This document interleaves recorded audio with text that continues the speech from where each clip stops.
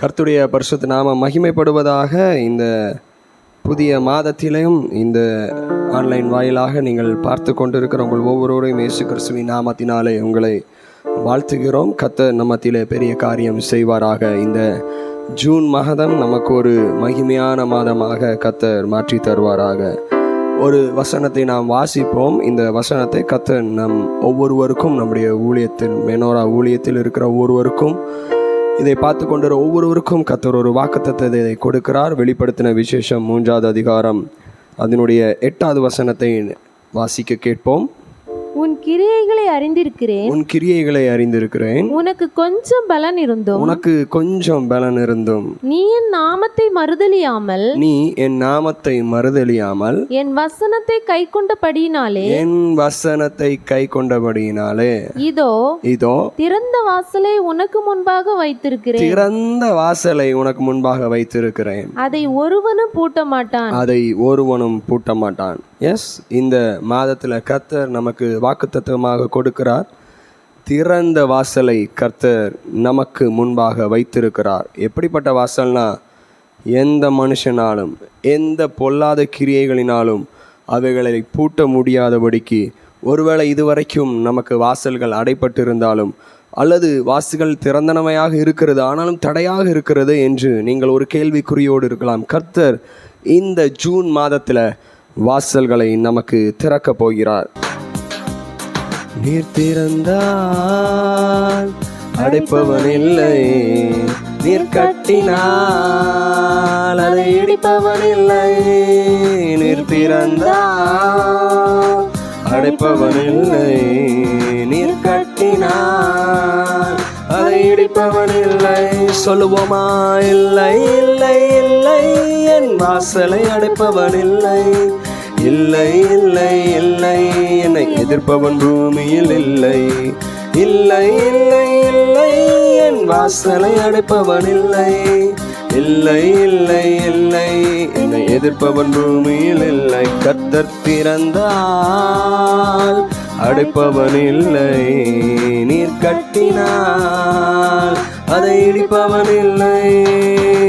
நாசியின் சுவாசத்தில் செங்கடலை அவர் 2ஆய் பிளந்தவராம், பார்வோன் சேனையை தப்ப விடாமல் கடலில் அழித்தவராம். நாசியின் சுவாசத்தில் செங்கடலை அவர் 2ஆய் பிளந்தவராம், பார்வோன் சேனையை தப்ப விடாமல் கடலில் அழித்தவராம். மரண இருள் சூழ்ந்திடும் வேளையில் பஸ்கா ஆட்டுக்குட்டி, மரண இருள் சூழ்ந்திடும் வேளையில் பஸ்கா ஆட்டுக்குட்டி, வாதை எந்தன் கூடாரத்தை என்றும் அணுகாது, வாதை எந்தன் கூடாரத்தை என்றும் அணுகாது, என்றும் அணுகாது. இல்லை இல்லை இல்லை, என் வாசலை அடைப்பவன் இல்லை, இல்லை இல்லை இல்லை, என்னை எதிர்ப்பவன் பூமி இல்லை. சேர்ந்து பாடுவோமா? இல்லை இல்லை. நீங்கள் பாட பாட கர்த்தர் உங்களுடைய வாழ்க்கையில எல்லா வாசல்களையும் திறக்கிறார். எதினாலே சோர்ந்து போயிருக்கிறீர்களோ அந்த சூழ்நிலைமையில கர்த்தர் வாசல்களை திறக்கிறார். சேர்ந்து பாடுவோமா? அவர் திறந்தால் அடைக்கிறவன் ஒருவனும் இல்லை. கர்த்தர் நம்முடைய வாழ்க்கையில வாசல்களை திறந்து ஒரு அற்புதங்களை செய்ய போகிறார். ஹல்லேலூயா, ஹல்லேலூயா, ஆமென். தேவனை துதிக்கும் துதியாலே எரிகோ விழுந்தது, பவுலும் சீலாவும் பாடும்போது சிறையும் அதிர்ந்தது. தேவனை துதிக்கும் துதியாலே எரிகோ விழுந்தது, பவுலும் சீலாவும் பாடும்போது சிறையும் அதிர்ந்தது. துதியாலே சாத்தானை கீழே தள்ளிடுவோம், ஆமென். துதியாலே சாத்தானை கீழே தள்ளிடுவோம், திறந்த வாசல் நம் முன்னே கொடியை ஏற்றிடுவோம், திறந்த வாசல் நம் முன்னே கொடியை ஏற்றிடுவோம், கொடியை ஏற்றிடுவோம். பாடுவோம். இல்லை இல்லை இல்லை, என் வாசலை அடைப்பவன் இல்லை, இல்லை இல்லை இல்லை, எதிர்ப்பவன் பூமியில் இல்லை, இல்லை இல்லை இல்லை, என் வாசலை அடைப்பவன் இல்லை, இல்லை இல்லை இல்லை, என்னை எதிர்ப்பவன் பூமியில் இல்லை. கர்த்தர் திறந்தால் அடைப்பவன் இல்லை. கட்டினால் அதை இடிப்பவன் இல்லை. நீர் திறந்தால் அடைப்பவன் இல்லை. நீர் கட்டினால் அதை இடிப்பவன் சுலுமை இல்லை. இல்லை இல்லை இல்லை இல்லை, என் வாசலை அடைப்பவன் இல்லை. இல்லை இல்லை இல்லை, என்னை எதிர்ப்பவன் பூமியில் இல்லை. இல்லை இல்லை, அப்படி பாடுவோமா? கர்த்தருடைய நாமம் மகிமைப்படுகிறது. கர்த்தர் நம்முடைய வாழ்க்கையில அடைப்பட்டவைகளை இந்த கால வேளையில கர்த்தர் திறக்கிறதற்கு வல்லமை உள்ள தேவனாய் இருக்கிறார். இந்த ஜூன் மாதம் 1ஆம் தேதி ஹல்லேலூயா, அடைப்பட்டவைகளை கர்த்தர் திறக்கிறார். கர்த்தர் நமக்கு வாசல்களை இப்பொழுதே திறக்கிறதற்காக அப்படி வாய்களை திறந்து அப்படி ஸ்தோத்திரம் பண்ணுவோம். ஹல்லேலூயா. அவர் நமக்காக யாவையும் செய்து முடிக்கிற கர்த்தர். ஒருவேளை சோர்விலும் பலவீனத்திலும் எப்படி வாழ்க்கையில அடுத்த ஸ்டெப் எடுத்து வைக்கிறது என்று தெரியாமல் நீங்கள் யோசித்துக் கொண்டு இருக்கலாம்.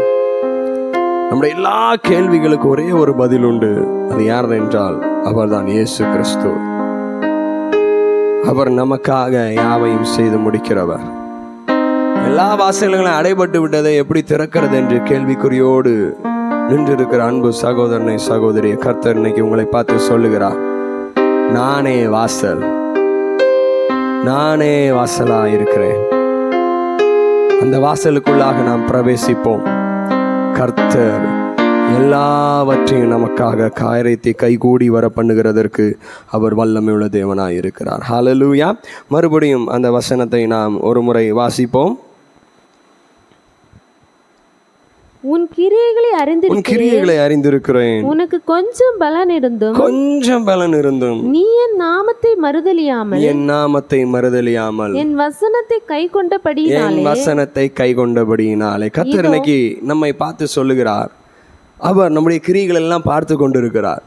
நாம் என்ன செய்கிறோம், ஒவ்வொரு நாளும் என்னென்ன காரியத்தை செய்கிறோம், கர்த்தருக்காக எதை செய்கிறோம், கர்த்தரோடு இணைந்து நாம் ஒவ்வொரு நாளும் என்ன செய்கிறோம் என்பதை கர்த்தர் அறிந்து வைத்திருக்கிறார். ஒவ்வொரு செகண்டும் கர்த்தர் நம்மை அறிந்து வைத்திருக்கிறார். எப்படி என்றார், அவருடைய உள்ளங்கையில் நம்மை அவர் பொறித்து வைத்திருக்கிறார் என்று வேதம் சொல்லுகிறார். அவ்வளவாய் நம்மை அறிந்திருக்கிறார். மனுஷன் முகத்தை பார்க்கிறான், ஆனால் கர்த்தரோ இருதயத்தை பார்க்கிறார். இன்னைக்கு அப்படிப்பட்ட இருதயம் உள்ள சிலரை பார்த்து உங்கள் கிரியைகளை கர்த்தர் அறிந்திருக்கிறேன் என்று சொல்லுகிறார். ஒருவேளை நமக்குள்ளாக கேள்விகள் அநேக கேட்கிறோம். நம்ம இதெல்லாம் ஆண்டவர் பார்த்துட்டு இருக்கிறாரா, இப்படிலாம் சம்பவிக்கிறது, இதெல்லாம் கர்த்தர் பார்க்கிறாரா, அல்லது நான் தான் இதை மேற்கொள்ளுகிறதுக்கு ஏதோ ஒன்று செய்ய வேண்டுமா என்று யோசித்து கொண்டிருக்கிறீர்கள் அல்லவா?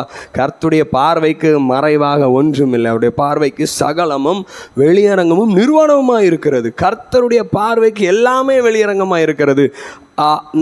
நம்முடைய வெளிப்படையாக நம்மை மனிதர்கள் பார்க்கிறது போல மாத்திரமல்ல கர்த்தர் பார்க்க மாட்டார். நம்முடைய கிரியைகளை எப்படி அறிந்திருக்கிறார்னா, மனுஷன் பார்க்கிற விதமாக அல்ல. மனுஷனோ முகத்தை பார்க்கிறான், ஆனால் கர்த்தர் நம்முடைய இருதயங்களை பார்த்து கொண்டிருக்கிறார். அவருக்காக கொஞ்சம் பலத்தில் ஏதோ கர்த்தருக்காக வாழ்கிறோம் பிரதர் என்று சொல்லி கொண்டு இருக்கிறீர்களா? ஏதோ இருக்கிறத கொஞ்சத்தை வச்சு அப்படியே அனுபவிச்சுட்டு இருக்கிறோம். பிரச்சனைகள் பெரிதாக இருக்கிறது, நெருக்கங்கள் பெரிதாக இருக்கிறது, பாரங்கள் பெரிதாக இருக்கிறது, கடன் பாரங்கள் அதிகமாக நிறுத்திக்கும், வியாதி அதிகமாக நெருக்கி கொண்டு இருக்கிறான். ஆனாலும் ஆண்டவர் மேலே இருக்கிற ஒரு சின்ன நம்பிக்கை, எப்படியாச்சும் கர்த்தர் என்னை நடத்திடுவார் என்கிற ஒரு நம்பிக்கை. அதுதான் இந்த இடத்துல கொஞ்சம் பலன் இருந்தும் நாமத்தை நீ மறுதலியாமல் இருக்கிறபடியால் இன்னைக்கு கர்த்தர் அப்படிப்பட்ட உங்கள் மேலே கர்த்தருடைய பார்வை இன்னைக்கு விழுந்து கொண்டு இருக்கிறது. என்ன நமக்கு கர்த்தர் சொல்லுகிறார் என்றால், தொடர்ந்து வாசிங்க. இதோ திறந்த வாசலை உனக்கு முன்பாக வைத்திருக்கிறேன். திறந்த வாசலை கர்த்தர் கட்டளையிடுகிறார். கையத்துக்கு ஒரு அல்லேலூயா சொல்லுங்க. அல்லேலூயா. கர்த்தர் ஒவ்வொருவருக்கும் திறந்த வாசலை இந்த நாளிலே கட்டளையிட்டு கொண்டிருக்கிறார். நீங்கள் விசுவாசித்தால் தேவனுடைய மகிமையை காண்பீர்கள். எஸ், கர்த்தர் உங்கள் வாழ்க்கையில் சில கதவுகளை திறக்கிறார். அந்தகாரத்தில் இருக்கிற பொக்கிஷங்களையும் ஒளிப்பீடத்தில் இருக்கிற புதையல்களையும் நமக்கு கொடுக்கும்படிக்கு கர்த்தர் இப்பொழுதே வானத்தின் பலகணிகளையும் திறந்து இடம் கொள்ளாமல் போகும் மட்டும் ஒவ்வொருவரையும் நிரப்புகிற அந்த அபிஷேகம் இன்னைக்கு உங்கள் மேலே இறங்கி கொண்டு இருக்கிறதற்காக நான் கர்த்தரை ஸ்தோத்தரிக்கிறேன். ஹல்லேலூயா. இஸ்ரவேல் ஜனங்களுடைய வாழ்க்கையில் பார்க்கிற பொழுது நாம் யோசுவா புஸ்தகத்தை எடுத்துக்கொண்டு பார்ப்போமானால், அந்த யோசுவாவிலே அதிலே 6வது அதிகாரத்தை எடுத்து வாசிப்போமானால், யோசுவா 6வது அதிகாரம் 1வது வசனம் அது இவ்விதமாக சொல்லுகிறது. யோசுவா 6வது அதிகாரம் 1வது வசனம் இவ்விதமாக சொல்லுது. அதை வாசிக்க கேட்போம். எரிகோ இஸ்ரவேல் புத்திரருக்கு முன்பாக அடைக்கப்பட்டிருந்தது. போதும். எரிகோ இஸ்ரவேல் புத்திரருக்கு முன்பாக அடைக்கப்பட்டிருந்தது. இன்னைக்கு சில எரிகோக்கள், நாம் போகிற தேசம் கானான் தேசம் தான், நம்முடைய கோல், நாம் எதை ரீச் பண்ணணும்னா கானான் தேசம். ஆனால் இவர்கள் கானான் தேசத்தை நோக்கி போகிற அந்த பாதையில் யோசுவாவின் நாட்களில் நடக்கிறது. அவர்களுக்கு எரிகோ ஒரு தடையாக இருந்து கொண்டிருக்கிறது. எரிகோ அவர்களுக்கு அடைக்கப்பட்டிருந்தது என்று சொல்லுவது. அது ஒரு பெரிய கோட்டையாக இருக்கிறது. அது இவர்களுக்கு அடைக்கப்பட்டு தடையாக இருந்து கொண்டிருக்கிறது. இந்த இஸ்ரவேல் ஜனங்களுக்கு அடைக்கப்பட்டு இருந்த காரியத்தை அவர்கள் ரீச் பண்ண வேண்டிய இடத்திற்கு போக முடியாமல் தடுக்கப்பட்டிருந்த அந்த வாசலை அடைத்த அந்த கிரியை எப்படிப்பட்டது என்றால், அந்த அடைக்கப்பட்டவைகளின் நிமித்தம் இவர்களுக்கு ஆசீர்வாதம் கிடையாது. ஏன்னா எரிகோ சாபமானது, எரிகோ சாபத்தீடானது. கர்த்தர் சொல்லுகிறார், இந்த எரிகோவிலிருந்து நீ ஒன்றையுமே எடுத்துக்கொள்ளக்கூடாது என்று யோசுவாவுக்கு சொல்லுகிறார். அதுபோல அந்த சாபமான சில கிரியைகள் நம்முடைய வாழ்க்கையில் தடையை கொண்டு வந்திருக்கலாம். முன்னோர்கள் செஞ்சது நிமித்தமோ அல்லது ஏதோ ஒரு காரியமோ நம்முடைய வாழ்க்கையில் தடையாக, அது நமக்கு தேவையில்லாத காரியம்தான். இது ஒரு சாபத்தீடானதான். நமக்கு அந்த எரிகோலேருந்து ஒரு ஆசீர்வாதமும் நமக்கு வேண்டாம், ஆனாலும் அது நமக்கு தடையாக இருந்து கொண்டு இருக்கிறது. ஏன் இது இப்படி நடக்கிறது கேள்வியாக இருக்கும் அல்லவா? ரீச் பண்ண வேண்டியது கானான், ஆனால் ஒரு சாபமானது இடையிலே நின்று கொண்டிருக்கிறது, அல்லது பொல்லாப்பாக இருக்கிறது இடையிலே நின்று கொண்டிருக்கிறது. எப்படி அதை உடைத்து போகிறது, எப்படி அதை மேற்கொண்டு போகிறது? ஹல்லேலூயா. கர்த்தர் யோசுவாவுக்கு கட்டளையிட்ட பிரகாரம் யோசுவா செய்கிறார். ஒவ்வொரு நாளும் அதை சுற்றுகிறார்கள்.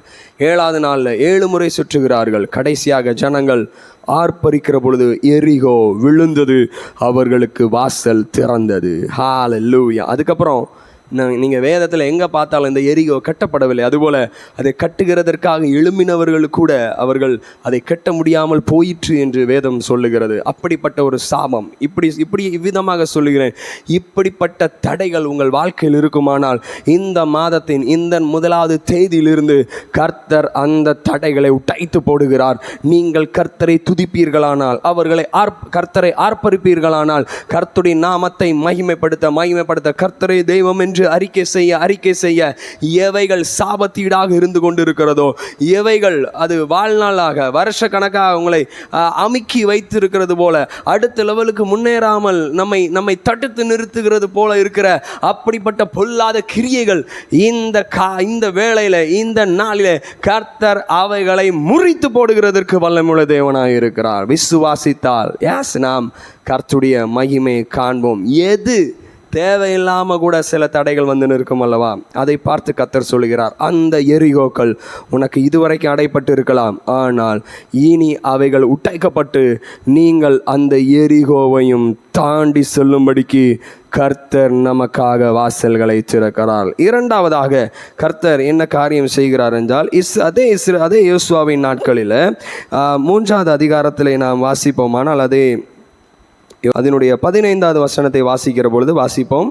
யோர்தான் அறுப்பு காலம் முழுவதும் கரை புரண்டு போம். பெட்டியை சுமக்கிற ஆசாரியர்களின் கால்கள் தண்ணீரின் ஓரத்தில் பட்டவுடனே மேலே இருந்து ஓடி வருகிற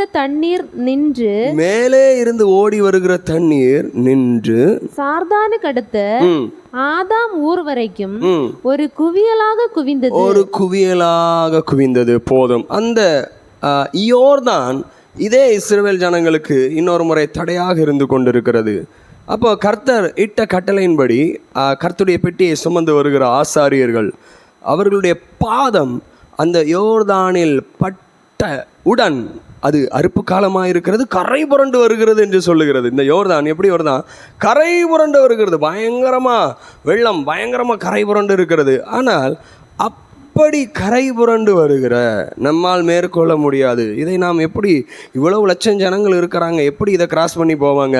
அதுபோல் நம்ம நினைக்கிறோம், நம்மளாம் சிறியவர்கள், நம்ம எப்படி இந்த தடையை மேற்கொள்ள முடியும், நம்மால் முடியாது என்று அநேக முறை நாம் யோசித்து கொண்டிருக்கிறோம். கரை புரண்டு வருகிற பிரச்சனை பார்க்கறதுக்கு மலை போல இருக்கும். இவைகளை நாம் எப்படி மேற்கொள்வோம்? கர்த்தர் சொல்லுகிறார், நம்மால் மேற்கொள்ள முடியாது. ஆனால் கர்த்தருடைய மகிமை இறங்குகிற பொழுது, கர்த்தருடைய வல்லமை இறங்குகிற பொழுது நம்மால் எவைகளையும் மேற்கொள்ள முடியும். கர்த்தர் சொல்றாரு, உடன்படிக்கை பெட்டியை சுமந்து கொண்டு வருகிற ஆசாரியர்கள் பாதம் அதிலே பட்ட உடனே அது நிற்கும் என்று. அதுபோல அவருடைய பாதம் அந்த தண்ணீரில் பட்டவுடன் யோர்தான் அப்படி ஒரு பக்கம் அப்படி ஸ்டாப் ஆகிறது. அது அப்படியே குவியலாக ஒரு குறிப்பிட்ட தூரம் வரைக்கும் அது அப்படியே ஒரு குவியலாக தண்ணீராக அது நிறைந்து அப்படி நிற்கிறது.